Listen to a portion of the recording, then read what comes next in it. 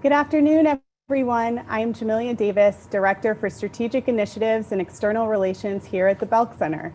On behalf of the Belk Center team, it is my pleasure to welcome you to the 2020 Dallas Herring Lecture.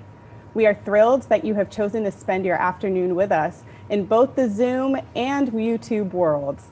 Here's what to expect from our time together today. In the first part of our time this afternoon, we will hear greetings from education leaders from across the state and our featured speaker, Dr. Pam Ettinger. There will be a short break that gives you an opportunity to let the thought-provoking points sink in. Following the break, our College of Education Dean, Marianne Danowitz, will present the IE Reedy Award. We will spend the last hour of our time together diving into a panel discussion about the lecture topic and facilitate an audience Q&A. As you can see, we have a great program prepared for you. Finally, we have a number of ways you can engage with us. Whatever platform you are using to join us, we encourage you to join our virtual conversations on Twitter using hashtag DHL2020 and tagging us at NC State Belk. Let's get started. Please join me in welcoming our Chancellor, Randy Woodson. Thank you, and good afternoon, everyone. I'm thrilled to be with you virtually. We hold the Dallas Herring Lecture every year, but I think this is the first time we've ever done it virtually. So there's a lot of first times these days, but we're thrilled to have you all with us today. You know, we have a very exciting program planned for you, as you've heard. And I want to thank you for giving us the benefit of your time. You know, Dallas Herring was an exceptional leader in North Carolina, and he led with the mantra of total education for all of North Carolinians. And today there are hundreds of thousands, literally hundreds of thousands of people across our state that had broadened access to higher education because of his vision. And NC State University honors Mr. Herring's legacy by hosting this annual event, the Dallas Herring Lecture, and inviting some of the nation's top community college leaders to speak on critical topics. And there's none more critical than we face today. Today's Dallas Herring Lecture is, of course, supported by the John M. Belk Endowment, which is also generously supporting our College of Education's Belk Center for community college leadership and research. And many, many thanks to MC Belk Pylon and the John M. Belk Endowment for their generous gifts that make today and make so much of what we do at NC State and the College of Education possible.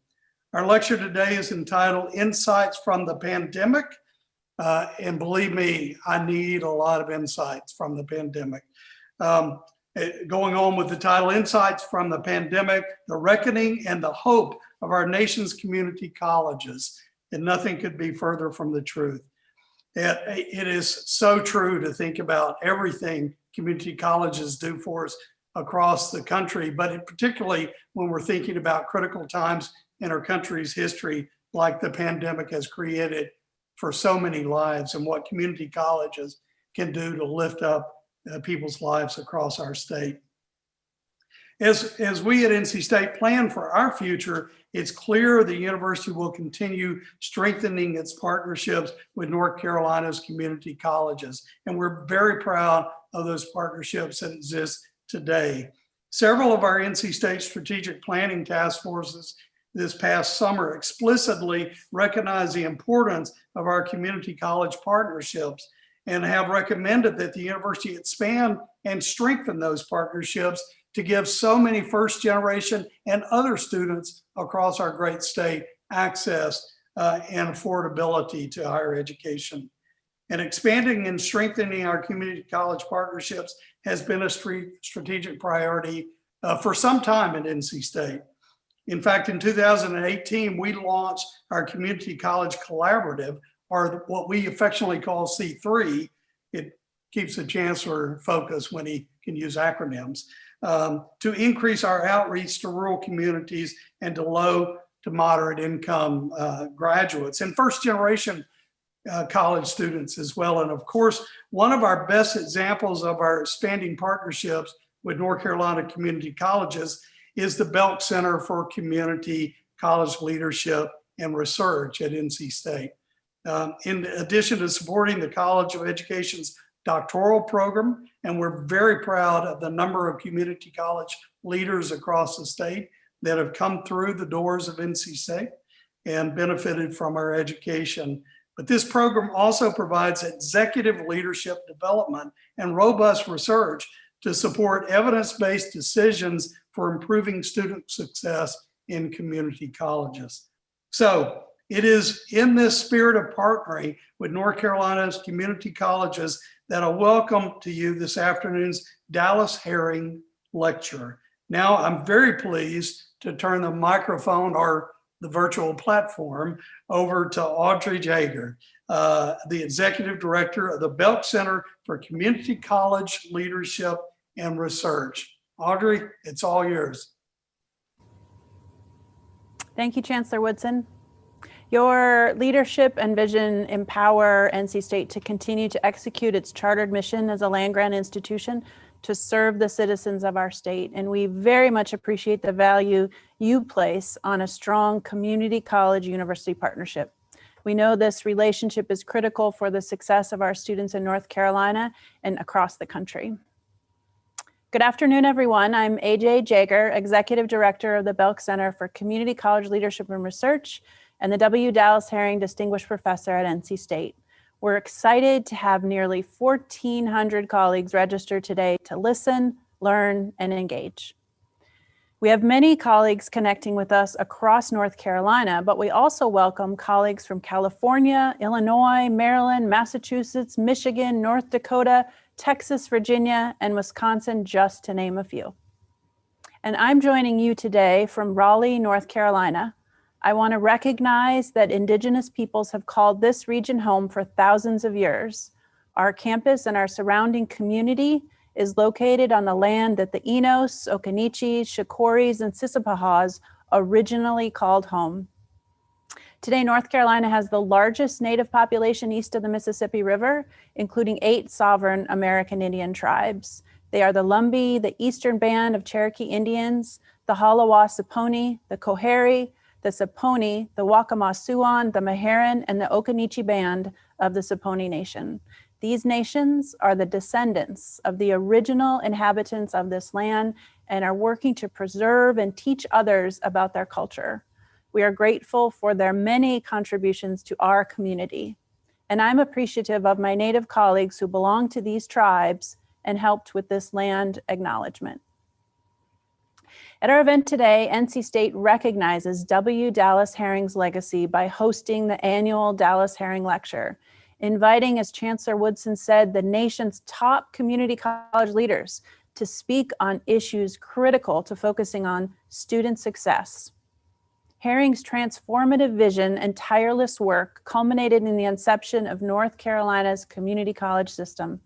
Herring's life of public service began at age 23 when he was elected mayor of his hometown of Rose Hill, North Carolina in 1939, and continued through a remarkable 22-year record as the chairman of the State Board of Education under 5 different governors.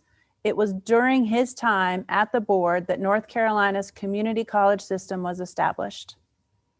At the Belk Center, we're honored to continue Herring's legacy through our work to develop and sustain exceptional community college leaders who are committed to advancing college access, the social and economic mobility of their college students, and the economic competitiveness of their region. As part of our program today, you're going to hear from 4 community college presidents, including our featured speaker, President Pam Ettinger of Bunker Hill Community College in Massachusetts, and respondents, Presidents Avis Proctor of Harper College in Illinois, President Candy Diedemeyer of Central Piedmont Community College in North Carolina, and President William Serrata of the El Paso County Community College District in Texas. I have the privilege today to welcome the interim president of the North Carolina Community College System, William Carver. President Carver is a former president of Nash Community College, alumnus of NC State, and supportive friend of the Belk Center. His deep commitment to North Carolina's community colleges is strong, and he works tirelessly to connect problems to solutions. President Carver has developed strong and enduring relationships across business, industry, public schools, and within the community college system. And we're grateful he could be with us today to introduce our featured speaker.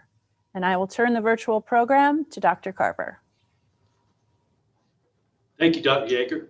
It's an honor to be here today. I'm Bill Carver again, interim president of North Carolina Community College System.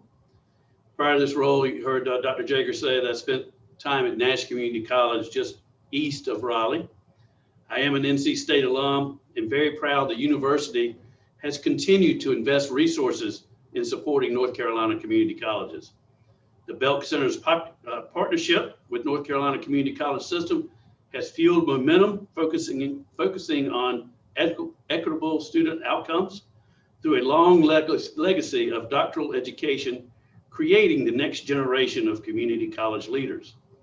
The university also provides a continuing executive leadership program, opportunities for research and evaluation that address many critical student issues. There is no better indicator of NC State's commitment to community colleges than the annual commitment to host the Dallas Herring Lecture Series. As already been mentioned, Dallas Herring laid the groundwork for our system. What a tribute to his legacy.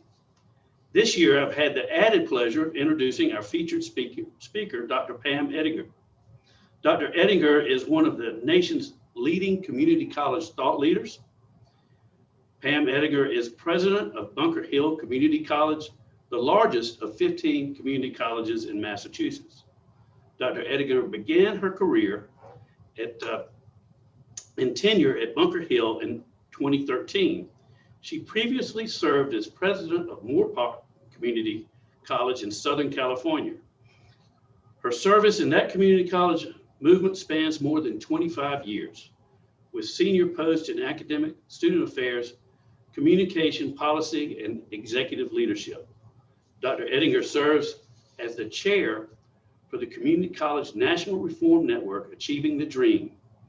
She is also honored in 2016 by the Obama White House as Champion of Change.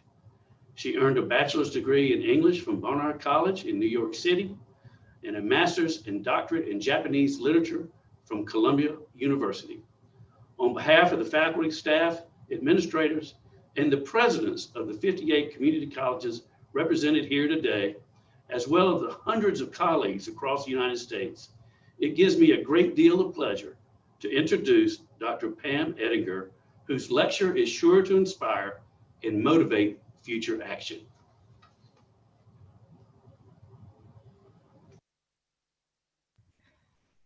Well, thank you, Dr. Carver and Chancellor Whitson and Dr. Yeager.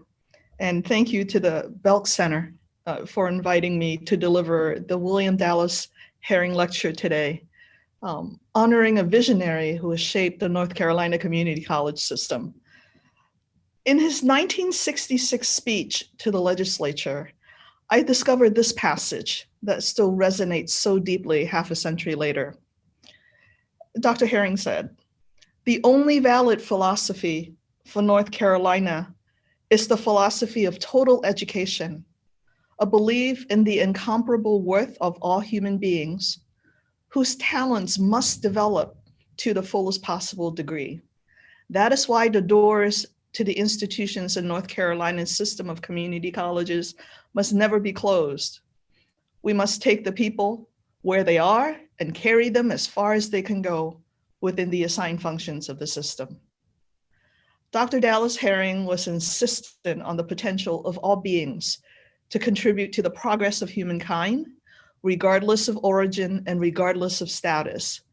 And it is in the spirit of Dr. Herring's abiding belief that I offer this lecture today. So my talk today is about insights gained from the COVID-19 pandemic. Over the past 8 months, I have witnessed the disintegration of systems that I have worked to strengthen over the last quarter century. I have seen my students and their communities in desperate straits seemingly put there overnight. Yet through this darkness of the pandemic and the clouded history of racism and systemic deprivations, I also recognize a transformation in our community college movement, a transformation that presents a new possibility in the character of the community college and a new social contract with the people. So to put my observations in context, we might travel back to a moment before the pandemic, the before time, when the student success movement dominated the conversations in community colleges. And in that time, two questions occupied a lot of our thoughts. One, how can we improve student persistence and increase degree completion? And two, how can we close the achievement gaps in our marginalized populations? The student success movement had grappled with these two questions for over 2 decades. The struggle has produced conceptual frameworks and an abundance of pedagogical and technical solutions, from assessment and accountability in the early 2000s, the college scorecard and the White House completion agenda in the following decade, to the more recent introduction of the guided pathways. At the heart of this research is an aspiring vision that has animated community college scholars and practitioners everywhere. It speaks to the optimism that all students can succeed, and that the attainment gap is bridgeable, and that students of color, first-generation students, and students caught in generational poverty can attain academic success. It also implied a promise, a social contract, that academic success will lead to a social and economic mobility. We believe that solving the problems of engagement and completion is what stands between us and lives transformed. The urgency of the student success movement was also fueled by the pressing need for an educated workforce to meet the demands of an information and technology-driven economy. Community colleges have become the logical institution for workforce education and training to ensure global competitiveness of our nation. So as the student success movement grew, it became increasingly clear that there's a significant mismatch between who our students are and the assumption built into the metrics being used to measure their success. This mismatch contributes to a false narrative about community college performance and the students themselves. The mistaken expectation that community colleges simply replicate the first 2 years of a traditional 4-year education, and that students behave and live similarly to traditional undergrads. This skewed the performance metrics and cast community college persistently into a deficit light. This deficit narrative, added to the unrealistic expectations about college readiness and economic mobility, becomes the basis of what I call a double bind, one that traps our students in mismatched expectations and our educators in a constant battle for student success under measures that are barely achievable because of funding constraints. Researching these questions about effectiveness led us to refine our data gathering analysis. The concept of a culture of evidence took hold during the early 2000s and grew over the next decade. Anxiety over the attainment gap and economic mobility moved President Obama to establish the college completion agenda in 2009 to increase credential completion. And he also convened the first White House Summit on community colleges in 2010. After that, the student success movement entered an extraordinarily vibrant period, and solutions for closing the achievement gap flooded and enriched our field. You know the strategies and the experts well.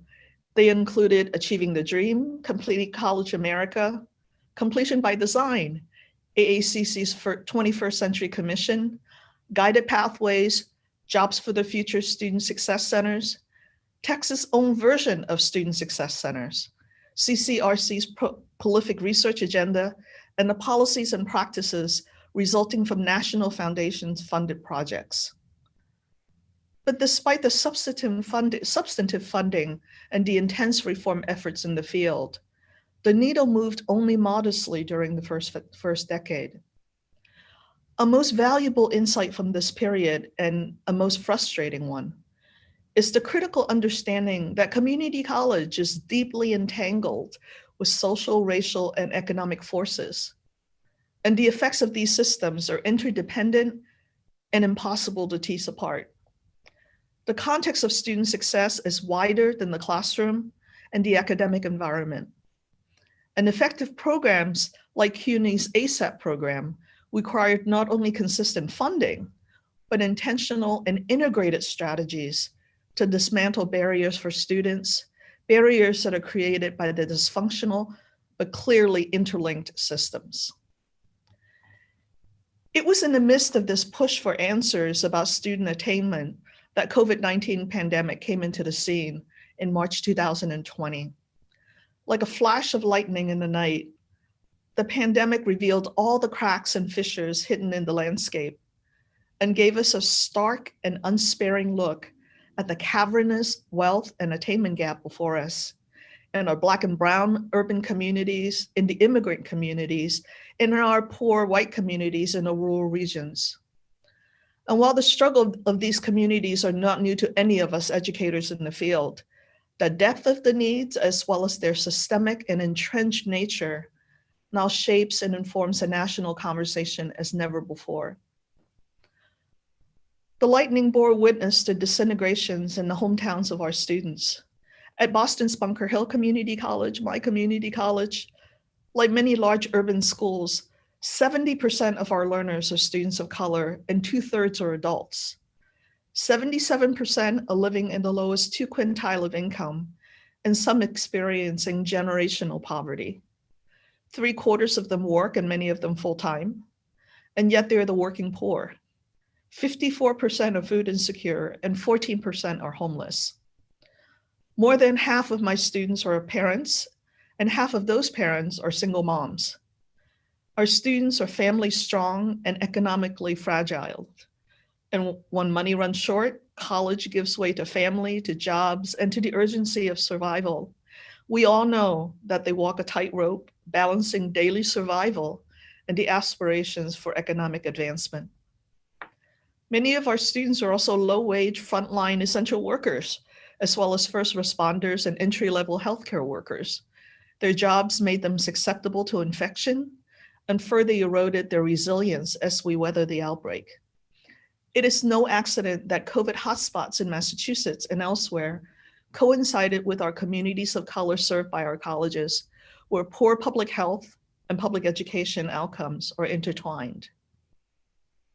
The systemic deprivations predicated on race, on class, and the persistent choice of private profit over public good has eroded our social contract in related sectors, in elementary and secondary education, in housing and transportation, in public health, and generational care. The hope of us lifting our students above the gap and forwarding their economic mobility becomes fainter when the support network is frayed in so many other places. But here's the light amidst the darkness. As much as the pandemic revealed the failure of social and economic systems, it has also shown us a radical transformation in the nature of community colleges, one that deserved greater acknowledgement and certainly provides hope for the next stage of student success work. In our deep concern with social inequities over time, community colleges, our colleges, have built infrastructure or brought social agencies onto campuses to compensate for the lack of support in individual families and in the community. We built libraries and study commons, computer labs with Wi-Fi, dining commons, clinics, food pantries, community gathering spaces, offices of emergency services, emergency housing, mental health counseling, and other services to keep our students connected. Community college education is no longer a standalone. We are the social and education hub for our communities. This was validated in March when we closed our doors on our campuses, and without a hub to call home, our students were adrift. So initially, when we pivoted 1,700 sections of classes from on-ground to virtual, we scrambled to provide students with Wi-Fi, Chromebooks, laptops, food from our free food pantry. But despite the effort to equip our students, close to 800 of our students went silent. And our survey with these students told us that logistical challenges, the digital gap, and the separation from social support are among the main reasons for their disengagement. And for our young Black men, the disengagement was even more drastic, with an additional 20% gap compared to the rest of the survey group. As did Bunker Hill, community colleges across the nation have picked up the responsibility as a social service and education hub to further economic mobility. Yet the systemic defunding of public education, which began over a decade ago with the Great Recession, has stripped what were already meager budget appropriations. The need to shoulder the high cost for keeping displaced students equipped and engaged continues to mount. The public funding has certainly followed the troubling hierarchy that places community colleges at the bottom of the higher ed sector. Yet it is unmistakable that a just and equitable recovery from COVID, one that restores the cultural identity and socioeconomic infrastructure of our communities, depend heavily on us. There is no other sector that has a better chance to achieve equity, economic vibrancy, and social justice. It has been a long game as we watch the federal government and the states, one waiting for the other to take substantive funding actions to shore up the community colleges. We wait while our students and our colleges break under the weight. Let's turn our talk a bit to the college mobility narrative and the double bind. So beyond the immediate challenges of our students, the pandemic forced us to examine another persistent and I believe insidious storyline that has defined higher education. And that's the storyline of meritocracy. There's a hierarchy, so the narrative says, with the Ivy Plus on top and the community colleges at the base. If an individual have talent and merit, they can climb to the top. And the climb to the summit is both a triumph of grit and moral character, particularly if you're poor and particularly if you're a person of color. And the arrival of the student is also at once a rejection of an unwanted cultural status and an affirmation of the higher ed class system. The story of merit is further connected to the rewards of job and economic advancement. The reverse narrative is also alive and well. Should you fail to partake in college, you're without ambition. Should you fail to ascend, you're without merit. And should you fail to advance economically due to the first two failures, it signals a flaw in your character. And should you persist over generations, the flaws are ascribed to families and your communities. The false narratives are often racialized and gendered, from Ronald Reagan's welfare queens to the unwed mothers on SNAP and the immigrant overburdening the public charge. The attitude of the American public regarding the poor is woven tightly into the sector of higher education. These unspoken tenets inform a set of higher education mobility narratives that were created by some of the most important education legislations after World War II. Dr. Michael Collins of Jobs for the Future identifies 3 milestones as the GI Bill of 1944, the Truman Commission of 1946, and the Higher Education Act of 1965. They were meant to broaden access to education and home ownership and are the foundations of the education mobility narrative. Yet this narrative has not held true for Blacks, for people of color, and for people in poverty. Whole communities are victimized by their inability to access programs that were meant to improve their lot. When they do attempt it and fail in large numbers due to the lack of appropriate support, they are labeled talentless, meritless, and of questionable character.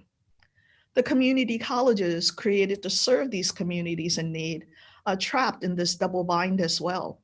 We attempt a Herculean task every day of restoring equity to marginalized communities by becoming the social and education hubs.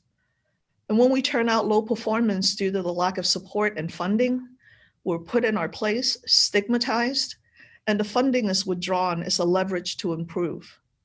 Our students are damned if we don't, and we're damned if we do. When the lightning of the pandemic struck, the world was transfixed by the disinvestment it saw. COVID made us look, and the anti-Black racism protests of the summer ensured that our gaze remained steady to reassess the past and to recognize our nation's exclusionary impulse. The pandemic also confirmed what educators have known, that curricular reform in the classroom alone are not enough to help students persist, and engagement is closely tied to the perception of belonging. And fostering belonging requires a complex web of assurances, of physical safety, of financial survival, of basic needs, of social connection, of cultural respect, and of intellectual curiosity. The hub, the term that I have used to envision the transformational structure that our nation's community college are becoming, may just be that place of promise. At the hub, we're already writing a new social contract with our students. And at the hub, we could imagine and initiate a just and equitable recovery from these chaotic days. While the pandemic ripped gaping holes in our already weakened social fabric, it also brought to light our transformation from a silo institution to an integrated social hub. We have found coherence in conjuring up a food pantry next to the classrooms and labs, an emergency office next to the gym, housing on campus for the homeless, childcare centers, and more. We have become holistic, equity-minded institutions that promoted community engagement, economic mobility, and ultimately social equity. We have renewed a phrase social contract and are becoming a better iteration of ourselves at the beginning of this new century. As we listen closely during the pandemic, we also hear a shift in the way that we ask questions about persistence and success. Perhaps spending 2 decades delving into student data and witnessing our students' arduous journeys, our views have matured. Our gaze is shifting from our students' deficits to the readiness of the institution to see our students' assets. As one of our deans at Bunker Hill is fond of saying, our students are not broken, they're navigating a broken system. We must now ask how our institutions have been complicit in the system breakdown. How do we affect change in our own hearts and minds to create a sense of a place for our learners and deliver love from the hub? So let's see if we can start with this.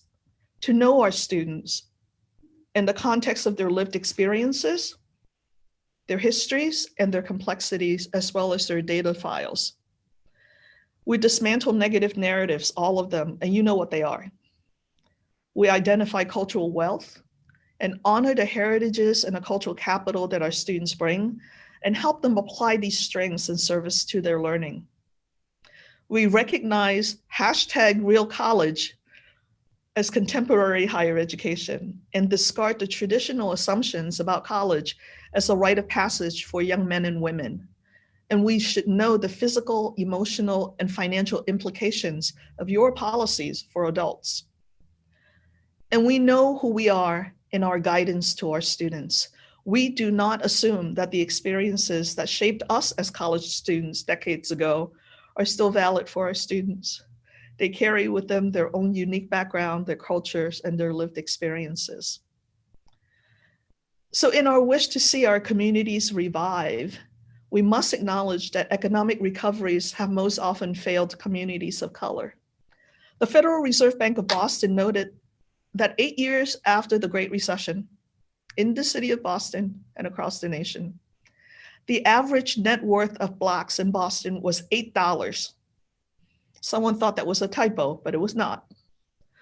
Compared to whites at $247,500, the Hispanic groups fared better by the thinnest of margins, hovering under $3,000. This time around, there's a call for a more just and equitable recovery. The Brookings Institute calls for, quote, a rebuilding better effort that includes business stimulus, quality jobs, and infrastructure investments in Black and Brown neighborhoods and communities of underrepresented populations. And at the heart of the just recovery effort must be a multi-sector commitment towards a shared vision for economic and social justice. It is perhaps in this new vision of recovery that we see the next iteration of our future. In becoming a hub of services, our colleges have been building this just and recovery in microcosm. To promote greater economic mobility of our learners, we link multiple sectors, we activate public, private, and philanthropic partnerships, and we build a community with many identities with a sense of belonging for all. As we expand our vision of the hub, we can imagine that even as we are hubs to our own communities, we're also part of a larger collective and a larger ecosystem that connects states and regions, a broader healing ecology that begins to right the systemic neglect that has persisted for so long. But similar to our efforts to develop a culture of evidence a decade ago, growing a culture of collaboration is contingent upon our institution's habit of mind and operational logistics. And as community colleges, we often lack the business infrastructure and the academic flexibility to build deeply entwined partnerships. But the work is too vast and too complex for us to go it alone. The hub, in essence, must be an assemblage of old and new parts to better serve our students. We must deconstruct what we have and invite in new components and integrate. Dismantling well-entrenched structure, it's a really painstaking task, and it requires the changes in mindset. To be open to sharing what might mean negotiating control over traditional academic grounds, from curriculum and programming to space and even the hours of operation. Leadership at every level is critical to laying the groundwork for change, and how we as leaders tell the story of a new hope or a new hub must be part of our leadership practices. And as we commit our college to new integrations, we must invite the community to join and bring every sector into the hub. The possibilities are endless: advisory boards, curriculum and training, cultural events, internships, faculty exchange, equipment and knowledge sharing, exhibits and retail spaces, incubation shops, just bring them all in. And as we build the assemblage, we will see the force of collective impact, where the intentions of the various parts come together and hold our students secure and lead them to the experiences and to completion. The strategy is particularly effective when it's guided by values of your college. Our strategy at Bunker Hill was grounded in equity. So when we told our partners that our students cannot afford to take up free internships, State Street Bank Boston converted all of their part-time hiring to paid internships for us and put aside over 30 slots for our students. Similarly, the Boston Venture Capitalists Association challenged our tech sector in Boston's male dominance by recruiting a dozen post-traditional interns of color and women for companies. The Hack Diversity Partnership is now in its third year, and all the interns have landed jobs. In that same value-guided sense, we have opened our doors to local and national community-based organizations like the Advising Corps, You Aspire, Bottom Line, Single Stops. They all added value and technical innovations beyond what our college-based services could provide. Our wide open door is a collective impact strategy. It is a civic leadership strategy, and ultimately a safety net and student success strategy. We documented more than 400 relationships at various levels within our community. And the swirl of activities within our hub, we continue to seek the right pieces to assemble solution for students. Early college in Massachusetts is a good example of a collaborative, equitable strategy that erases the deficit narratives that surrounded marginalized students. Over 24 early colleges now exist in the Commonwealth of Massachusetts. We have discarded the old pattern of skimming top performing students in favor of an equity approach. The early results are extraordinary. Early college students are 20 percentage points more likely to enroll in college. Black early college students are 38 percentage points more likely, and Latinx students are 24 percentage point more likely to enter college uninterrupted. And the power of partners is evidence here. In addition to the modest initial state budget investment, the Smith Family Foundation's multi-million, multi-year investment scale and sustain the pilot for us, and field experiences with local industries and services provided by area nonprofits were all part of the assemblage that came together under the Community College Hub. And symbiotic relationships with industry provided some of the best examples of the Hub Assembly. And for decades, we've been doing it. Toyota, General Motors, Chrysler, all embedded industry-specific technician training programs at our community colleges. And the allied health and the business sectors have built community clinics, childcare centers, student bank branches, and other entrepreneurial operations tied to academic programs. And right there in North Carolina, Blue Ridge Community College pulled together leaders in the cast and machining industry, a philanthropic foundation, the community college system, county government, and faculty to launch the SimTech Lab to train workers. And close to 200 students have come through the center, supporting the vibrant die machining industry in your region. The sweeping investments recently announced by large corporate foundations to uplift community and regions are also excellent opportunities to form new collectives. JP Morgan Chase invested over $75 million globally to address career readiness and future of work, with community colleges at the center of building pathways. This is a portion of a $30 billion commitment they've made to advance racial equity and drive an inclusive economic recovery. We need to be part of that. Between the month of June and October 2020, Bank of America, Pfizer, Salesforce, and the Business Roundtable all made commitments to jobs and resources and strategic directions that would advance equity in health, education, finance, employment, housing, and the justice system. We need to be part of that. Again and again, we see widening recognition that lifting of communities must come from a collective and not any one system alone. And this emerging understanding and the rising support provided hope for those of us working in the community colleges. Our journey in the past few decades has been lonely, it has been impoverished, and it has been arduous.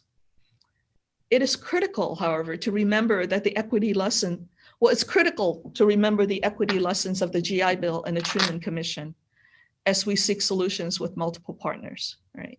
Unless we're deliberate about dismantling barriers and false narratives, we risk inviting everyone to the table and yet ultimately leaving behind the same marginalized communities and perpetuating the gaps that we see today. Our recovery must resist the desire to impose. And our new vision must be generative. We must seek to individualize and to democratize and to place our students and their community at the heart of the effort. The perspective must shift within this vision, and agency must be returned to its rightful place, to our communities that we serve and to the learner. And I believe the crack of lightning that was COVID really did light up the inhumane conditions in our communities. And difficult as it is to witness the misery, I think we will seize this moment of clarity to think anew about our role as colleges in our community and how we can be agents of change in the coming decade. And I invite you to explore the changing future of the Hub with me and see us as a place of convergence, a place of revolution, and the home of a new social promise with our students to honor their history, to activate their potential, and truly this time to claim their place in the world. Thank you, everyone. And I'd like to turn this back over to Audrey and Jamila. Hi, everyone. Pam, please accept our deepest gratitude for your time, vulnerability, and wisdom that you've shared with us. Your insights are destined to motivate us to look for new ways to collaborate, refine old ways, and promote equitable student success at community colleges across the country. Additionally, I'd like to extend a special thank you to our partners at EdNC for sponsoring Karen Sterling as our graphic recorder. We'll be happy to share what she has recorded for us visually at a later date. As we prepare for our brief stretch break, we welcome you to continue engaging with us on Twitter and prepare for the audience Q&A. If you are joining us through the Zoom webinar, we welcome you to submit your questions for the panelists using the Q&A control. If you are joining us through our live stream on YouTube, we invite you to text Ask Now to 73224.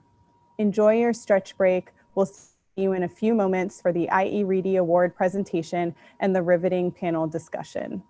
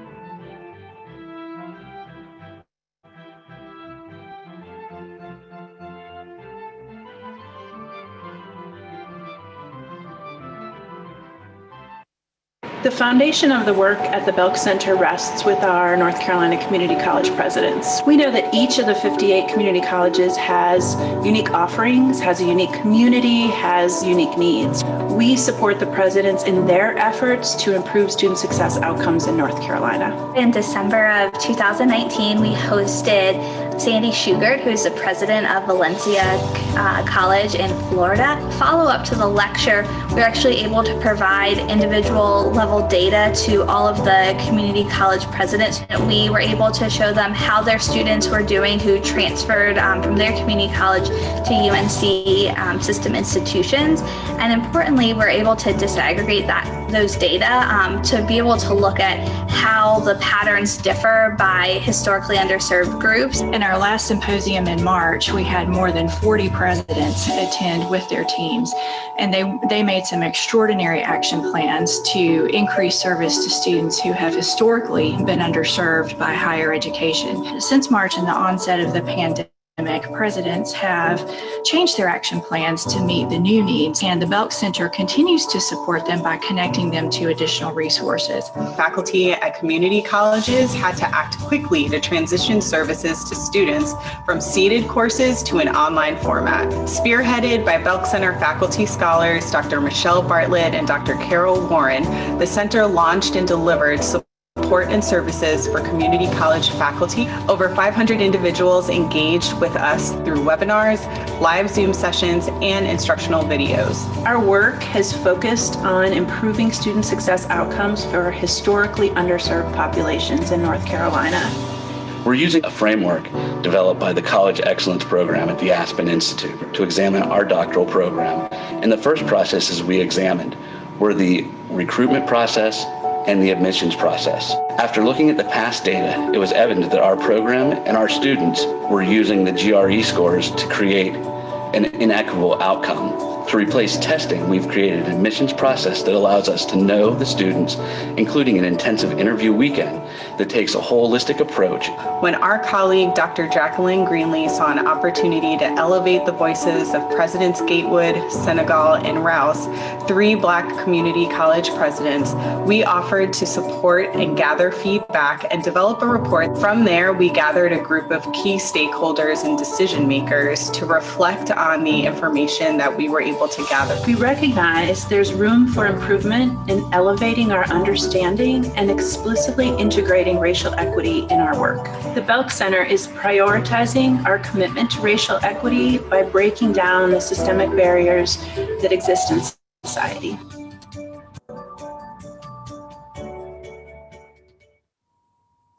Welcome back. If you were able, we hope you enjoyed hearing more about the Belk Center's work in the last year. To learn more, we invite you to review our annual report that is posted on our website. Next, we will move into our recognition of this year's I.E. Reedy Award recipient. Please join me in welcoming our College of Education Dean, Dean Marianne Danowitz, to make this presentation.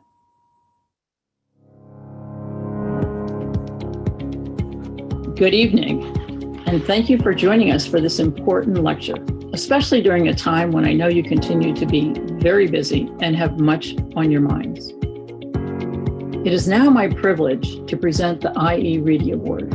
This award honors the memory and legacy of Dr. I.E. Reedy, who envisioned and worked toward a community college system that would provide total education for students and expand educational opportunities. I am pleased to recognize this year's recipient, Dr. John D. Gossett.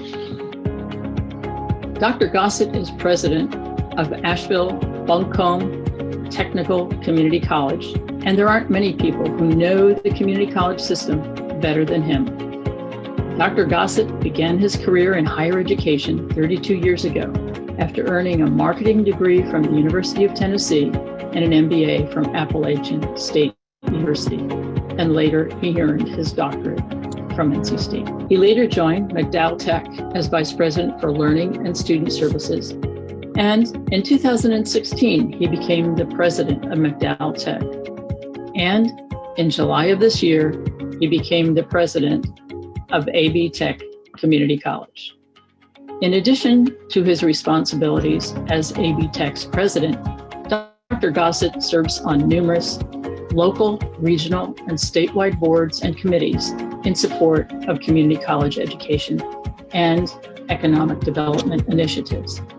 His professional interests include community and small business development, as well as leadership development for staff and students. Throughout his career, Dr. Gossett has been known for his servant's heart.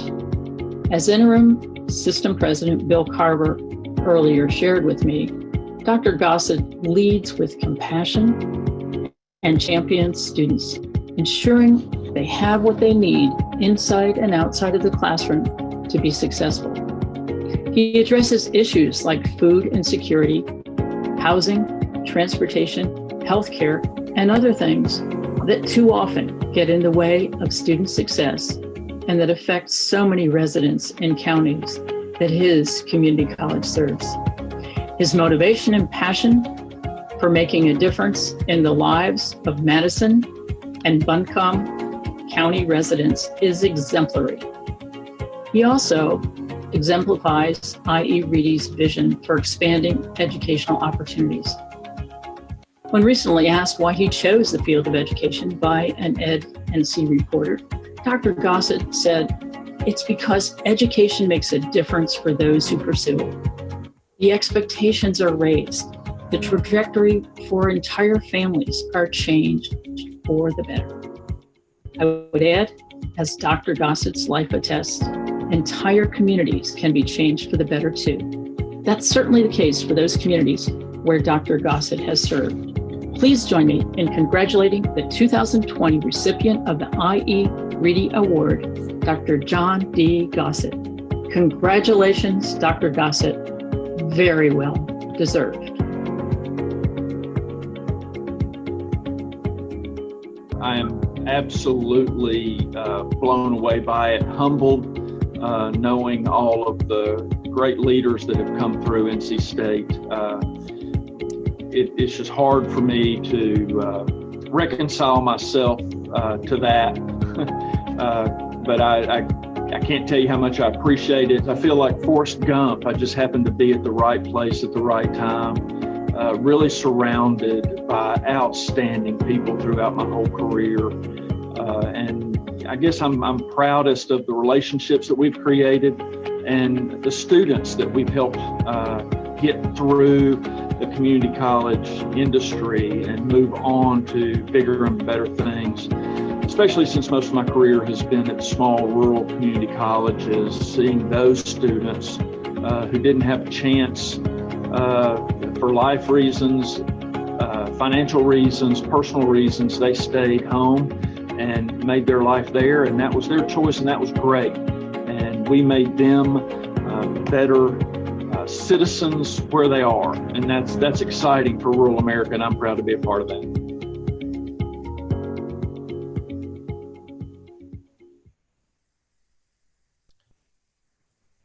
Well, good afternoon.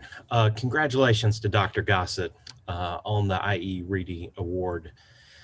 He's done such great work at McDowell Tech. I'm confident he's doing great things at AB Tech, and I have so many funny stories to share about him, but I'm going to wait until we're all together and we have a drink in our hand to do so. I don't want to break the decorum of this great event.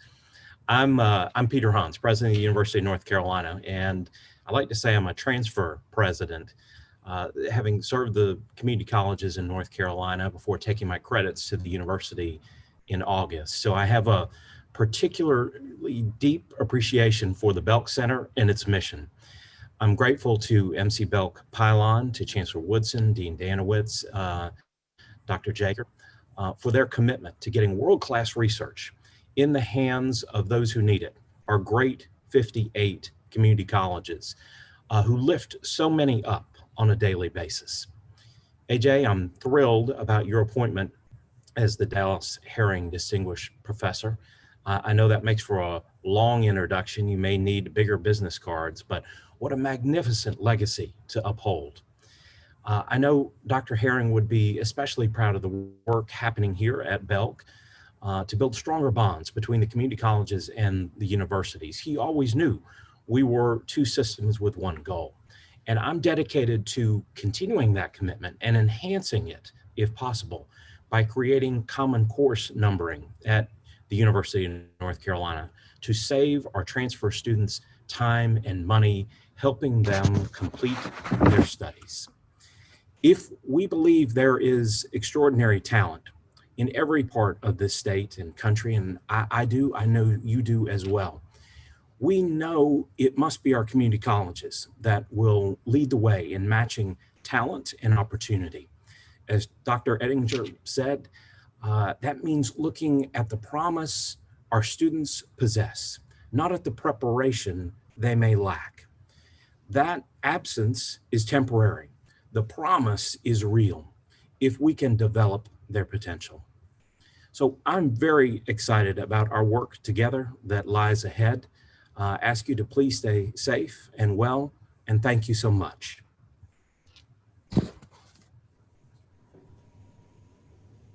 Welcome back to the 2020 Dallas Herring Lecture, and thank you, President Hans, for your support. And congratulations to Dr. John Gossett for his career of service to North Carolina and receiving the IE Reedy Award. I have the good fortune of introducing our panel today. You all know Dr. Pam Ettinger, President of Bunker Hill Community College and Board Chair for Achieving the Dream. Thank you, Pam, for your remarks. I was so stimulated by what you shared, and in particular, the ways in which you directed us to that truth and reality of the systemic and intentional barriers faced by community college students. The catastrophic stresses you mentioned faced by students in community colleges may seem too difficult to overcome, yet you also remind and affirm us that community colleges are places of revolution and the home of a new social promise. I know your work has stimulated thoughts in our panelists as well, so let's get right to sharing their perspectives. Our presidents on the panel today include Dr. Candy Diedemeyer of Central Piedmont Community College in North Carolina, Dr. William Serrata of the El Paso County Community College District in Texas, and Dr. Avis Proctor of Harper College in Illinois. Thank you all for serving as our respondents today. We're soliciting questions from Twitter and other social media outlets for each of you, but first, I want to ask for your key takeaway from President Ettinger's lecture, those that resonate with you as a community college president. And we'll start with President Diedemeyer. Well, good afternoon, and thank you to Dr. Jager and the Belk Center and all of the supporters for having us here today. And first of all, to Dr. Ettinger, Pam, my words and my heart just go out to you for capturing everything that we have endured probably in our history as community colleges.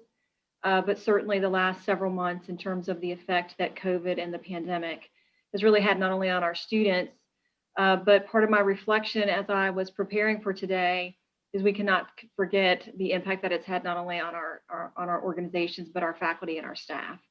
And so, as just a real quick reflection, because I want to get my colleagues into the conversation as well, Dr. Jager, but I want to take us really back to the very beginning few words that Dr. Pam shared with us, and that was around Dr. Dallas Herring. Typically, especially in North Carolina, we talk about that last statement that says, take the people where they are and carry them as far as they can go. We've put the emphasis on that one statement. But if you go back to kind of his speech to the North Carolina legislature and that subsequent interview that Dr. Ettinger pointed out, he really puts the emphasis on human beings. He puts it on the worth of who we are and who our students are. And he puts really an inflection point about their immense capacity and possibility. And I heard that resonate as she talked about the capabilities of our students. And I've never hidden the fact that I'm a community college graduate, that I'm the fifth of 5 children. And I never thought I'd be a college president serving at one of our amazing institutions. And I never thought I'd see the fall like no other that we just experienced. So what we have endured in our narrative in the last 10 months or 8 months, I feel like it's been forever, is real, and it has resonated, and it's more relevant to our conversation as community colleges across the nation. And so Pam, I thank you for lifting it up, and I look forward to making some other reflections, but that was my initial takeaway. It's about the worth and capacity and capability of our students that we have to be emboldened about as we move forward. Thank you, Candy, and thank you so much for being vulnerable yourself and for the work you do at CPCC. President Serrata, would you like to provide your takeaways? Well, thank you, Dr. Jager, Dr. Davis, Chancellor Woodson, and the entire North Carolina State team for ensuring that the lecture and panel have gone off without a hitch in this new and this not so new virtual environment. Thank you so much for allowing me the privilege as well to sit on this panel along with these outstanding community college leaders, Dr. Avis Proctor and Dr. Candy Diedemeyer, and to share my thoughts on another amazing leader, Dr. Pam Ettinger's outstanding lecture, one definitely worthy of its namesake, Dr. Dallas Herring. Regarding takeaways and narrowing to one or two, well, that's certainly a challenge, but I'll do my best. First, I'd like to touch on how Dr. Ettinger sets the stage regarding her observations of dealing with the pandemic over the last 8 months, as she described the dire situation that our students and community find themselves in. And I quote, "These observations prompted much painful reflection and eventually research into the reasons for systemic failures in multiple sectors supporting the communities. Through the darkness of the pandemic and the cloud history of racism and systemic deprivations, I witnessed not only the power of the community college movement, but the emergence of a new transformation, a transformation that promises a new vision of community in community college and a new social contract with the people." These words early in the lecture struck me both through the powerful use of language via the storm motif that was utilized throughout the lecture, but also the rebirth and transformation of our sector of higher education by solidifying the community part of our name via a new social contract with the students we serve. The second takeaway that I gleaned from Dr. Ettinger's lecture was the interconnectedness of our students' success with our respective institutions and the reality of the interdependence that academic success has with the lives they lead daily outside of the walls of our community college campuses. The challenges of everyday life, food insecurity, homelessness, childcare, transportation, and many others, which have been affected by the systemic disinvestment, in social safety nets, have forced community colleges to step up and provide not only academic support, but indeed social support to facilitate the student success and closing of the equity gaps we strive for within our colleges. Dr. Ettinger eloquently describes this as the community college hub. Those were the two things that really struck me in her lecture. Thank you so much. President Proctor, would you like to provide your key takeaways? Sure. I also would like to thank the leaders across North Carolina for keeping this tradition alive in terms of the Dallas Herring Lecture, and the Chancellor, as well as the Belk Center, and Dr. Ettinger for her eloquent lecture in terms of how she paints the picture of what it is our students and our communities are experiencing.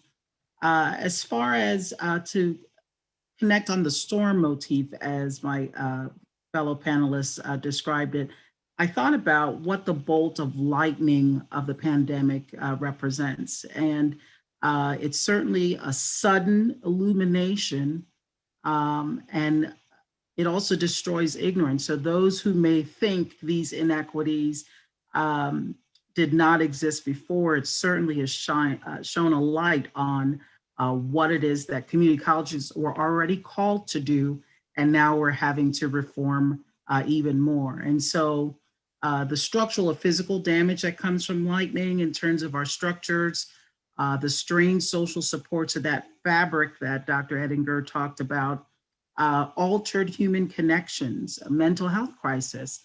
These are some things that I think we need to reflect on, what kinds of supports we need to have in place to keep our students on track and help our community retool and reskill for the future.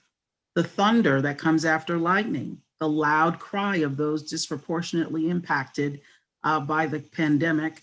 And then of course, the light that really points out the systemic structures that perpetuate poverty and systemic racism. So there's some several takeaways that I get from the lecture, and seeing the community college as the vehicle to grow human capital. So I love, when Dr. Ettinger says, get love from the hub, see ourselves as conveners to foster that human capital growth in an ecosystem of different institutions, be it educational institutions, our employers, or community-based organizations, workforce boards, and others, so that we come together for our local communities, as well as our state, and I would argue our national economic development from a global competitive standpoint. Thank you, President Proctor. So if you could share, President Proctor, thinking about this need to change, how would you foster an institutional culture that cultivates agents of change who really recognize who we serve as community colleges? So again, on that storm motif, we also have rainbows at the end, right, of a storm. And so seeing ourselves as providing that hope, the place of promise Dr. Edinger talked about. And so we first need to know who we serve. So all of us have our institutional dashboards and those key performance indicators that we pay attention to in terms of retention, completion, and closing the gaps. But also there's some non-academic, non-higher ed pieces that we also need to examine. And so in surveying our students here at Harper, we learned on different dimensions around student financial security, basic needs security, and their perceptions of support, that 2/3 of our students are worrying about having enough money to pay for school. 46% has said they ran out of money 3 times or more times in the past year. And this was a pre-pandemic survey. And then 55% of our students have trouble getting $500 in cash to meet an unexpected need. So knowing who we serve from a student standpoint, knowing who we serve from an employer standpoint and the sector needs, and evaluating what Pierre Bourdieu, a French sociologist, talks about as habitus. This doesn't get a lot of attention, but it really shapes what we do and how we respond to crisis or interventions or how we develop new programs. And so what's the role of our institution in differentially privileging and rewarding students based on their possession of institutionally legitimized knowledge, values, and behaviors? We have to look at that and unpack that and move from that deficit narrative Dr. Edinger talked about to one of an asset-based approach in supporting students from where they are and getting them to where they need to be. Thank you. Dr. Serrata, thinking about what Dr. Edinger talked about in terms of a collective action approach to this work, how can community colleges embrace that collective action approach in their communities as the hub to promote equitable outcomes? Yeah, great question. First, we must know who we serve. Who are our students, both their data attributes, gender, race, ethnicity, Pell eligibility, first generation, et cetera. But we must also qualitatively know who our students are. As Dr. Edinger states, we must know our students in the context of their lived experiences, know their community and their histories, and acknowledge their complexity. We must have a deep understanding and appreciation for who our students are and cease to see them through the deficit lens. I'll echo what Dr. Proctor just said. The simplest example is not to determine if a student is college ready, but let us ensure that our community colleges are student ready. Then I believe that we must partner, I'll echo that as well, with all of the pertinent players in our respective communities, our independent school districts, our K-12 partners, our university colleagues, business and industry, philanthropy, and develop shared outcomes and goals, including a focus on equitable outcomes, and develop a mechanism of shared accountability via an annual, transparent, and public scorecard. And most importantly, we must stay the course and avoid initiative intoxication. We are initiative-rich environments at community colleges, and it is usually us, presidents, who come back from a conference or a meeting with a new idea. This work takes time. Achieving the results we desire takes time. We've avoided initiative intoxication at EPCC by asking, does this new initiative enhance the work we are already focused on? If it does not, then we say no. And we've done this by implementing what what David Epstein in his book Range describes as slow learning. Slow learning is deep learning. And in order to facilitate success, it takes time to see these initiatives through. Thank you. We often leave these conversations, and you just mentioned the idea of coming back from a conference. So we leave these conversations always with what's the next question? So my question is to President Diedemeyer, what would you do differently based upon what President Edinger has shared with us today? Yeah, so I think we've started that work at Central Piedmont just as we were thinking about post-COVID, and her lecture today just amplified some of the things that we're already thinking about. And to Dr. Serrata's comments, one of the things, enrollment is down across colleges. It's down across the nation. We know that it's impacted students of color more than anything. At Central Piedmont, 86% of our students who had to emergency withdraw in the spring were students of color. And looking at the students who have not returned, there's around 640 of those, 70% of those are students of color. And yet we have a tremendous strategic plan that we have been very focused on. It's values-based. It really does try to amplify what we've all been working on, achievement gaps, and making sure all students have both an access and opportunity to a better future. And so I have been very clear to say, as Dr. Serrata said, we're not going to get, what did you call it? Initiative fatigue or initiative inoculation? I don't remember exactly. Initiative intoxication. There you go. It was the drunkard part I didn't identify with. But so I've been very clear from the board all the way down to the faculty and the staff is that we have already set a great agenda, and rather than move in a direction that is not staying very focused on our students. We're a majority minority institution. We know where we need to go. As Dr. Proctor said, know your community. That is very focused and came out of what Charlotte experienced back, when the Chetty report was released, and in all the major cities across the country, we were ranked 50th out of 50, meaning that if you're a child born in Charlotte and you were born in poverty, you were less likely to get out. And so we feel like we're very embedded in the strives of our community and are going to stay focused on that. And again, what has just happened in the last 7 or 8 months has really shown us that we need to continue in that work, be steadfast in it, and take the lessons that we've learned as we plan for the future. And as we are already looking out towards next fall, recognizing that the fall of 2021 at Central Piedmont will not look like it has in recent history. How we offer courses, the timeline of those, and maybe who will teach those in what regards, and how we will staff those, and how we will think about registration and the student experience. Those cannot be untouched based on the work we'd already kind of committed to, but the lessons learned out of this. Thank you. I want to take a question from some of our participants, and one is from Zoom. The pandemic has made it even more clear that community colleges have been filling in the gaps of the broken social nets.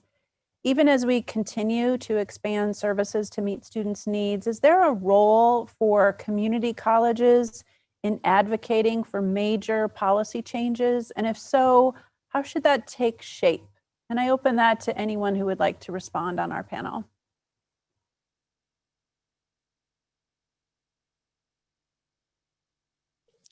Sure, I'll begin, and then I'm sure the ladies will come in with much more astute observations with regards to this. Absolutely, we know that our colleges have continued to be de-investments from our respective states have continued over the course of time. If we look back all the way to the Great Recession in 2008 and that de-investment that we've never quite caught up, and here we are in another significant recession that we know is going to impact us. I'd say that we have two areas that we can advocate on. We can advocate at the national level, and we utilize AACC among other sectors. Achieving the Dream, Dr. Ettinger is the chair of that board. AACC with Dr. Bumpus and his team advocating, and we've seen some results. We've seen year-round Pell codified for our students, which is something that is very important. And then I think we have a responsibility. I feel that community colleges are the last bastion of democracy, and we have a responsibility to ensure that we are educating an engaged citizenry through our students and ensuring that they have what they need to become prosperous in their communities and to become future leaders in our communities, so that they continue that advocacy on behalf of the community college and higher education as a whole. I agree with that, Dr. Serrata. I would also advocate that we work with our legislators both at the state and federal level. And so just here in Illinois, I know that from my conversations with lead influencers in our state legislature, we were able before the pandemic to actually get legislators' attention to put funding directly for community college students those that are low income, to actually remove that financial barrier for them. And then, of course, the pandemic hit, and that was placed on the back burner as the state is trying to figure out how to balance the budget, and from a national perspective, relying on some federal dollars as well in that regard. And a bill that did not move forward in terms of adjusting revenue streams for the state. So how we work with our legislators, not only when in need, but also when not in need, so that they know the good stories and the success stories of how we transform our students in their lives, the community, as well as how we meet the needs of the workforce and the sector needs. And once we get legislators to understand the role that we play there, they often would come back looking for something to influence, legislation that would support our sector. Yeah, Dr. Jager, I'll just, because I know we have lots of other questions you want to get to, I would just amplify what Dr. Proctor and Dr. Serrata said. And again, to Dr. Serrata, who's our chair of the AACC board, he's trying to be humble. He's doing a lot of great work on the national level as well. For community colleges, especially in North Carolina, we have to think about our local legislative in terms of our commission, and then we have our state, and then that federal influence, which is really important. So when we talk about advocacy, it's not just about the financial aspect of it. In Dr. Ettinger's lecture, we talk about the narrative of community colleges and how much we need to continue to try to strive to make sure it's a right message, that it's a return on investment. It's really the value proposition that it truly is, and the impact, that collective impact that she talked about, not only in our local communities, but what we do across our states, and then what that collective impact of almost 1,200, 1,100 community colleges across the nation can do. We do need to continue to try to harness the right message around what we do in our nation as a critical component of workforce training, putting people into jobs that are so critical. We've seen that again as the pandemic hit, not only in our local communities, but across the nation. Many community college grads are the students that are standing in the hospital as nurses at the bedside. Let's don't forget that. They're the firemen and the public safety workers that have held us together. They're the ones who have been, still in the restaurants. Many of those are our culinary grads. We forget those as well, and we could go down the list. And so our level of amplifying our voice in terms of our story and our return on the investment. And even since I'm not sure it's post-election, and I'm on a political detox, so I'm not sure exactly what's actually going on. But I will say, even in the last few days, I've heard this is our time, because there potentially is going to be somebody in the White House who understands community colleges better. And so I would just say to us, it is our time to continue to amplify our voice, but let's don't let it land on one administration.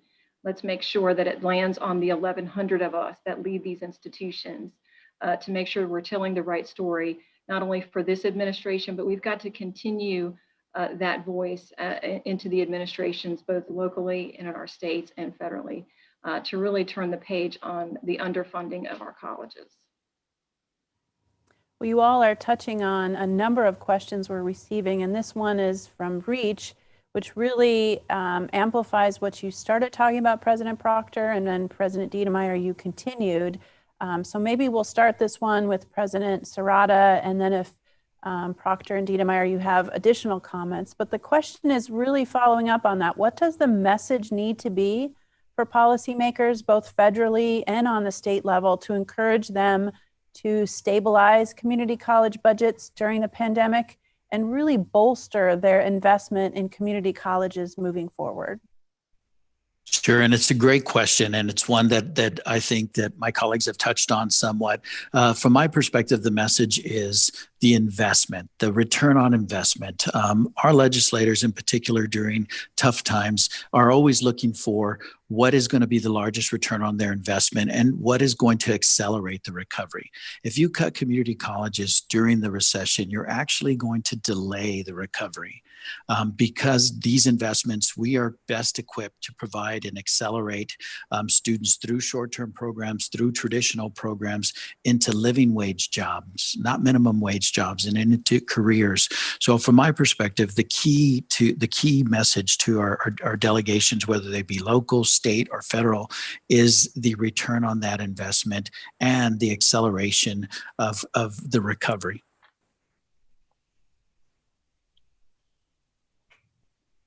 And I would add, if you think about just the economic outcomes for our country right now, in terms of at the individual level, those who are unemployed, underemployed, we're the most nimble institutions that can bring both our credit and non-credit sides of the house together to meet the workforce needs and really maximize the return on investment that Dr. Serrato was talking about.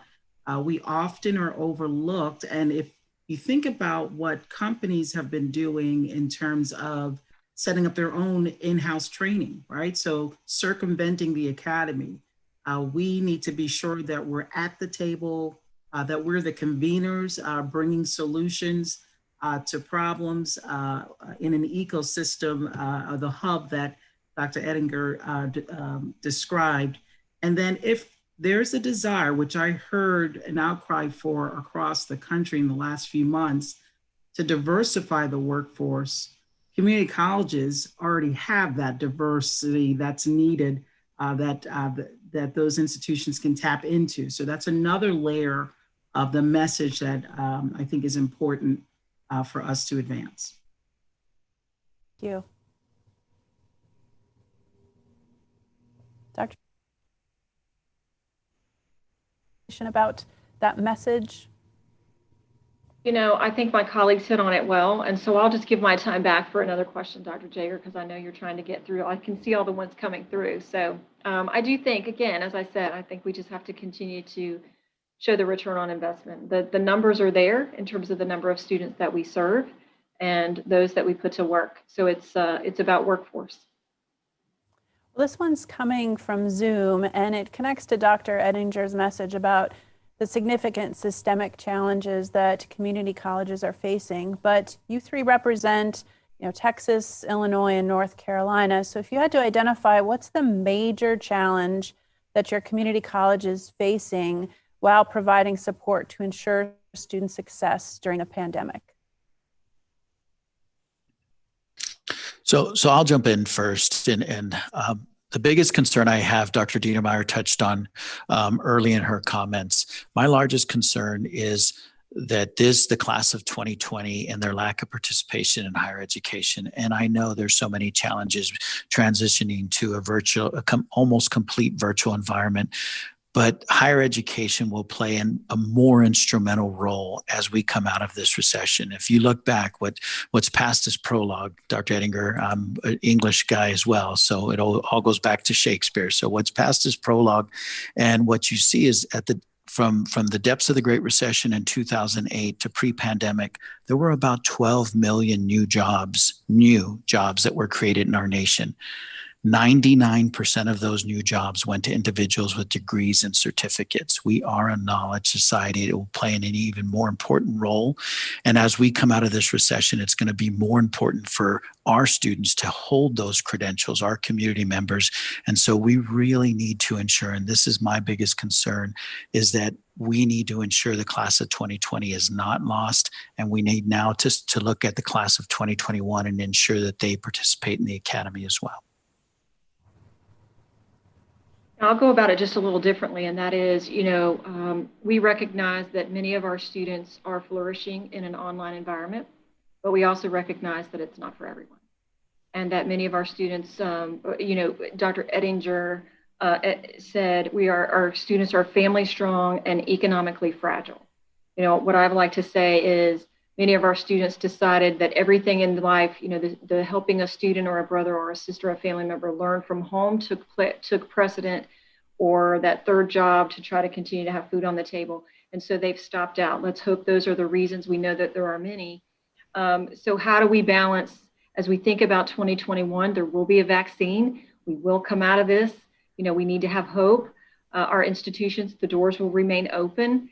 And how do we balance the traditional versus the transformational? How do we continue to be relevant and deliver on what we say that we do in such a spectacular way to meet our community needs, and do that in a way that meets students where they are, right? Many of them need to be in a classroom. Blended will always be here, our hybrid. We'll continue in some of those new models that we've stood up and flourished in. But how do we do that in such a way that we can bring back those missing non-returners into a sense of belonging? How do we build back their trust? Those are the things that are keeping me up at night. You know, will they see the value of what we do now differently? And they need to trust us in a time and an era where they not only need to heal from so many things, but will they trust us? And we would need to remind them that community is the solid portion of our names. And that hub of all those components that we've put together to try to help them be whole as individuals and support them before, we have to learn how to scale those. We have to put a tremendous amount of energy through our corporate and philanthropic partners, as well as ourselves and our innovative thinking, to figure out how to scale some of the most successful and have the courage to put down and maybe celebrate and sunset those things that are not bringing the most value add. And so how do we do that in such a way to meet the needs of our true community and our true students that hopefully will return? You know, we were all a little caught off guard. We thought that when the universities had a bit of a hiccup and dorms just didn't seem to be the norm, that we would have this, you know, huge enrollment capacity, because that's typically what happens in an economic recession. And yet that's not what happened to us. And so we have to be willing to maybe think about our own delivery experience very differently. And so that trust factor and the healing component of our students is going to be really important. I would agree with my colleagues. One of the major challenges I think we're all facing, as Dr. Diemeyer just said, is how do we convince different stakeholders to value what we offer, and also making sure that we're shifting our lens to be responsive to the needs that are emerging. And so we can't continue to do what we've always done and expect to get different results. Before the pandemic, we were facing a demographic cliff in terms of high schoolers, the size of those classes coming to us are declining. And so how do we make sure that we're serving the K-12 pipeline, but also our adult learners? And then of course, the cost of higher education, right? So as you said, typically we would see an indirect relationship with an economic downturn and increased enrollments. We're not seeing that because there are a lot of things that our students in our communities are facing, and lots of loss. And so there is a psychological impact of this that we must pay attention to as well and find ways to support our community. Thank you.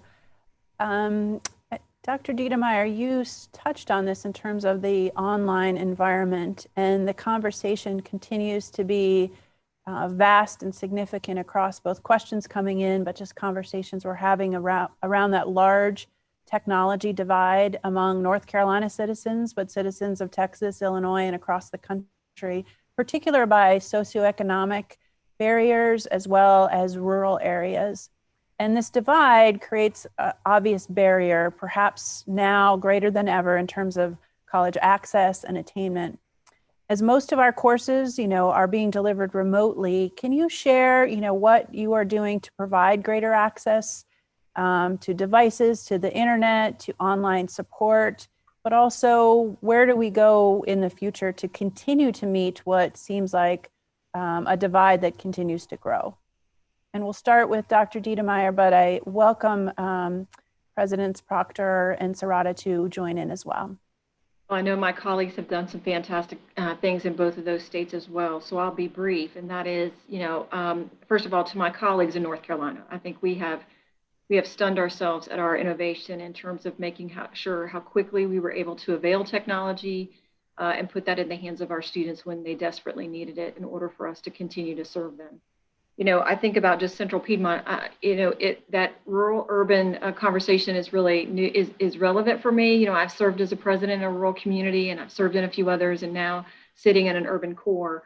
While we have great differences, some of our things, we have great similarities as well.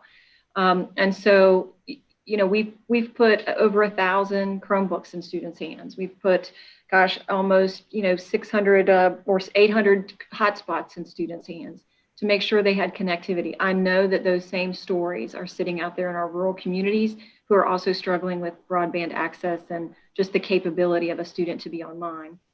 So it's changed the complexities of our state. It has to change the conversation. If we are going to continue to deliver high quality education, then a device and connectivity is as important as a textbook was 10 years ago, 15 years ago. And we have to have that real and relevant conversation that it's not just for who can get it or which community decides they're going to invest in it. It has to be a state, that collective impact, right? And then to, you know, as William sits on the AACC, you know, chairmanship, and I do on the board, and others that are listening in, you know, that has to become a national part of our educational conversation. If that's going to be a piece of the delivery, then does it become a right to an excellent education? And we have to have that conversation. So I know my colleagues, as I said, have some other great things to share, but I'm just I'm in awe of what we've been able to do as 58 in North Carolina to support our students.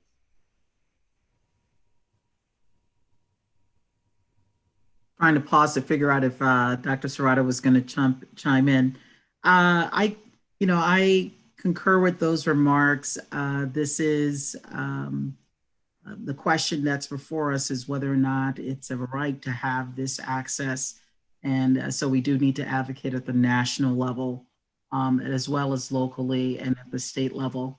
What we did at Harper, again, from the lens of trying to know who we serve, because of the survey that we conducted last fall, we were able to get a sense of financial needs of our students and also technology needs. And so we had a Chromebook loaner program that we put in place. We also had hotspots that we purchased for students. And when we surveyed our students again this fall, while we had 1,000 ready to go in terms of Chromebooks ready to deliver to students, they were now saying, no, we're good there. We actually need hotspots and graphing calculators. And so keeping our hands on the pulse, I think, is important as we navigate, because we know our students are changing, their circumstances change. When K-12 did not go fully back to on-campus instruction, now they're dealing with educating their children at home and taking care of elderly or loved ones. And so that dynamic changed. And so we adjusted as we learned more from our students. And then one thing I think that's important to understand as well is how we serve our students online, right? So this technology and this digital divide that we're trying to bridge that gap, but there's also how we serve the students and then how we equip them to be ready for online education. I'll be brief so that you can get to another question as well. I echo everything that my good colleagues have mentioned. We looked at, we're now getting ready to be close to 3,000 devices, laptops, hotspots that we've distributed to our own faculty and staff, as well as to our student body. In addition to that, I think this is where the partnerships that Dr. Ettinger described in her lecture as well plays a key role. We had surveyed our students and found out that 91% had reliable internet, 93% had access to a device. That's still 7% of 30,000 students that didn't.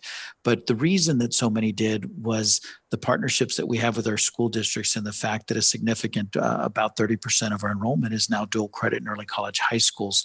And that school districts have had a concerted effort to provide technology to these students. And so that partnership assisted us where our students, so many of our students already had devices due to the school districts already loaning those. And then now we need to ensure that as they transition from ISDs and graduate from high school, come in. And I think that that's part of the FTIC issue is those students turn those devices back into the school districts and may have thought they wouldn't have them with the community college. And so I think that's a partnership that we need to continue to expand. And high-speed internet in particular in rural communities is now something that the state legislature, we're going into a session in January here in Texas, and this is bipartisan support that this needs to be invested in, significant investments. And it is the ISPs that are the concern, the internet service providers that are concerned, and are they going to back off to be able to allow these investments to provide this service that is so needed by our citizens of the state?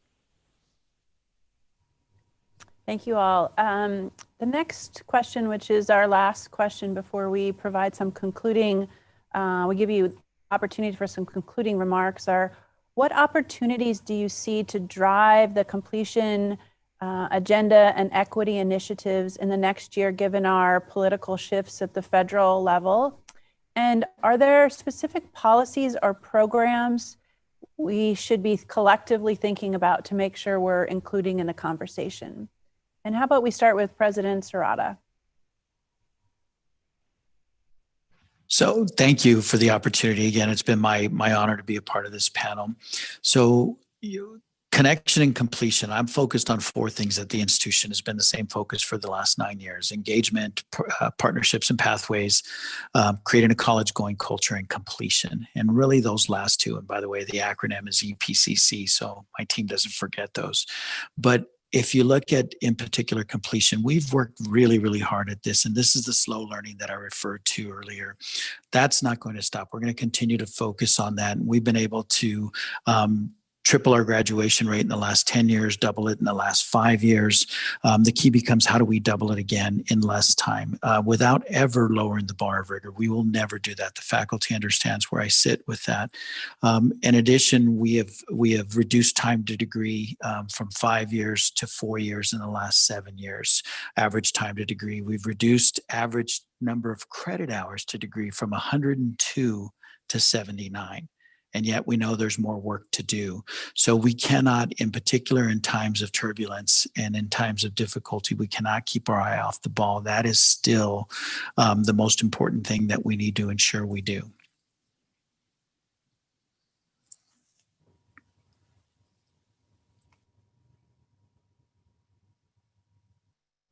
President Proctor or President Diedemeyer, would you like to? And I'm happy to reread the question because those double questions make it difficult to connect all the points. But in terms of what opportunities do you see to drive the completion agenda and equity initiatives in the next year, given our shifts in the political climate? And then what policies or programs should be part of that collective action as we move forward?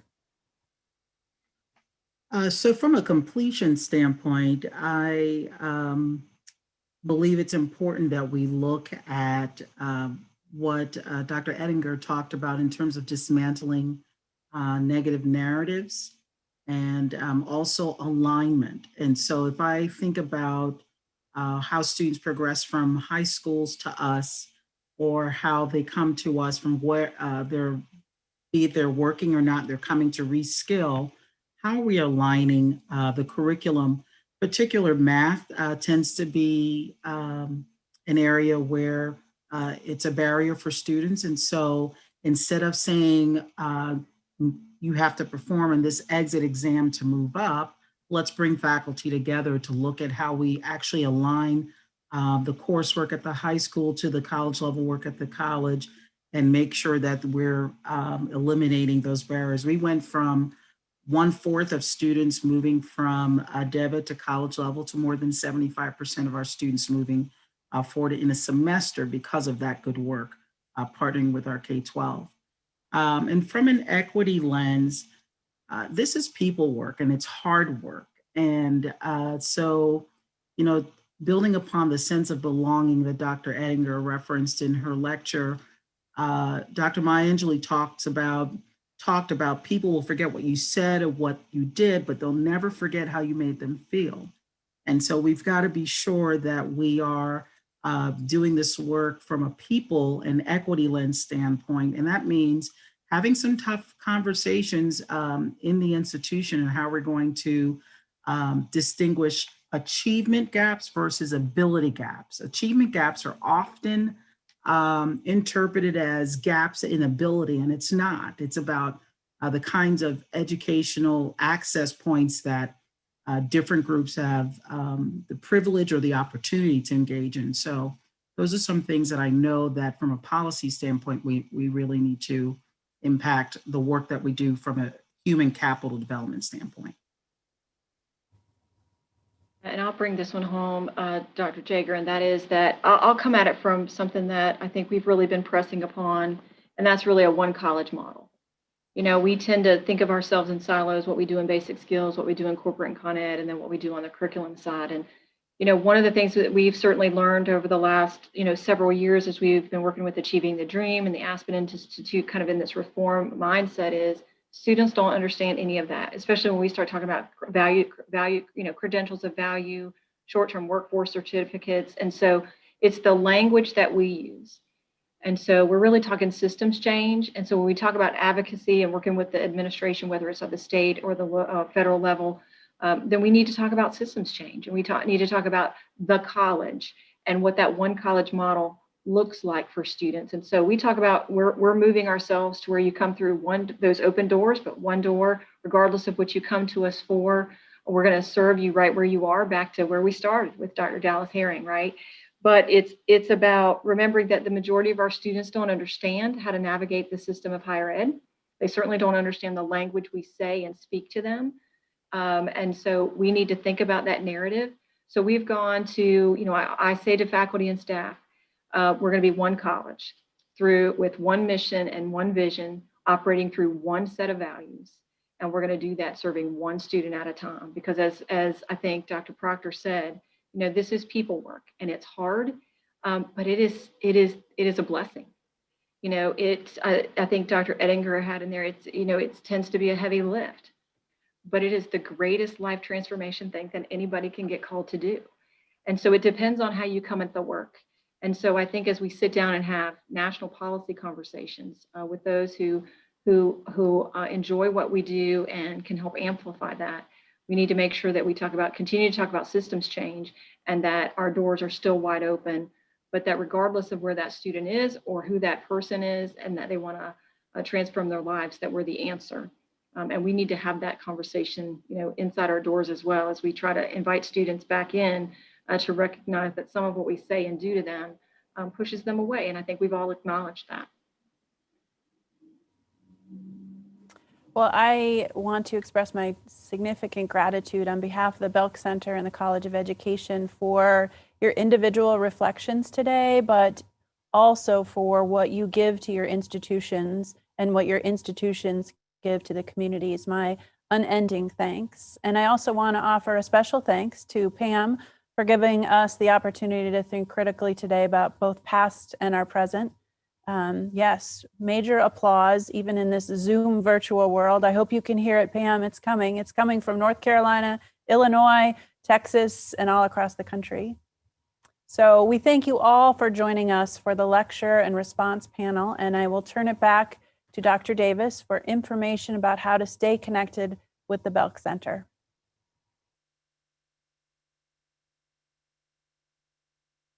Thanks, AJ. It has been a pleasure to work alongside a dynamic team who created this experience to reach a much broader audience than we have in the past. A special thanks to each and every one of you who joined us today. Many of you will engage in small group discussions right after we conclude here. Thank you for keeping the momentum going around this topic. Finally, we appreciate your feedback and hope you will take a few moments to complete our post-event survey. In the next few days, please look out for a message with a recording of today's lecture. We encourage you to continue this conversation using the discussion guide that we developed with our partners at Achieving the Dream. On behalf of the Belk Center, thanks for joining us and have a great afternoon.